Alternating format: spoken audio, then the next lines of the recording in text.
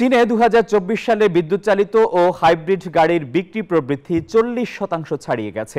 এর কারণ হিসেবে দেশটিতে বিকল্প জ্বালানি নির্ভর গাড়ির চাহিদা ক্রমাগত বৃদ্ধি এবং কোম্পানিগুলোর মধ্যে তীব্র মূল্যযুদ্ধকে সামনে আনা হচ্ছে। নিউ এনার্জি ভেহিকল এনইভি বিক্রি বাড়ার পেছনে খাত সংশ্লিষ্টরা আরেকটি কারণ বিশেষভাবে উল্লেখ করেন। বেজিংয়ের দেয়া প্রণোদনার সাহায্যে ইভি কোম্পানিগুলো পশ্চিমা প্রতিদ্বন্দ্বীদের তুলনায় কম মূল্যে গাড়ি অফার করতে পারে। তবে ভোক্তা ব্যয়ের মন্দার সঙ্গে পাল্লা দিয়ে দাম কমানোয় কোম্পানিগুলোর মুনাফা কমছে। চায়না প্যাসেঞ্জার কার অ্যাসোসিয়েশন সিপিসিএ দেয়া তথ্য অনুসারে 2024 সালে চীনে 1,10,00,000-এর মতো ইভি ও হাইব্রিড গাড়ি বিক্রি হয়েছে, যা আগের বছরের তুলনায় 40.7% বেশি।